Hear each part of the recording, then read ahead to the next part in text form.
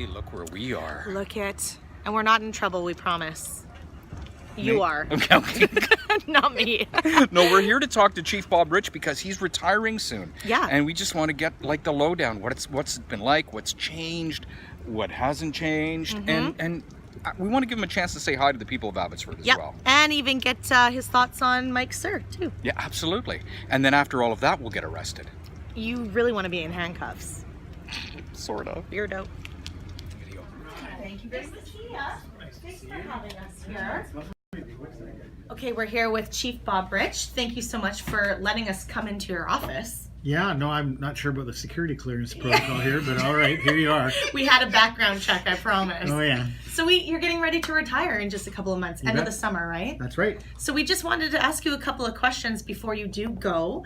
When you first got here in your role, what was the biggest challenge in Abbotsford that you needed to kind of take head on? Yeah, I actually think part of the reason they hired somebody out of Vancouver was that we were in the middle of a bit of a gang war. In 08 and 09, we were the murder capital of Canada, and we needed to do something about that. And so I was sort of in this place where I had done some of that work in Vancouver. We had struggled with what was going on in the downtown core and in the South Slope, so we had some ideas. And so I came out here and had a lot of fun with this team because they were ready to go. They wanted to come up with some cool ideas to try to do things, and we took it on, and the Bacons kind of needed to be suppressed, and we had to figure out what to do with the rest of the Red Scorpions, and there was some awful things that happened. The 2 young boys were murdered and other things, but eventually we managed to deal with that conflict, and we're really proud of that work. And now that you're leaving, it's going to be in good hands, obviously, with Mike here. But what is maybe the biggest challenge that you're leaving behind now? Oh, well, last year was not a good year for us, and a lot of things had, we did well for a while when I got here, and then things have gotten hard again. And so kind of neat to think that a new person with new ideas can take those on. Last year, 9 people died in murders. That's a huge number. That's a big number. 7 of them were related to gangs. We're doing better this year so far, but last year was bad, and we have changed some tactics again around that. 11 people died in car crashes. I mean, that picture how many lives that's affected, how many families, right?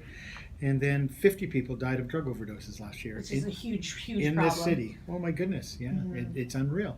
So it's not like I've left him nothing to do. The team that replaces me will come up with new creative ideas.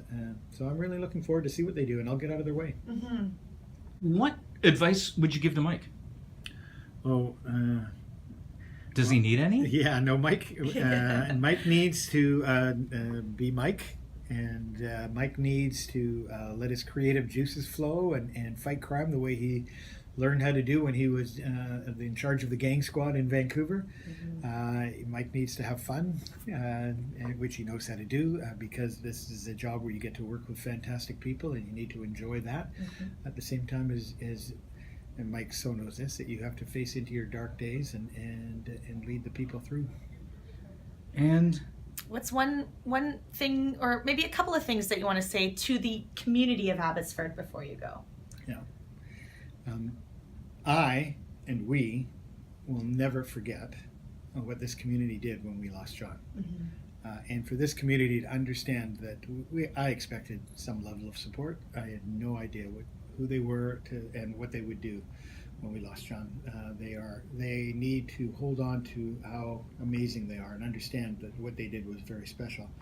And going with that, we live in a world now where people are focused on, they're doing us and them, they're finding enemies and people to blame things on, and we're watching that happen in several countries around the world, and it's horrible.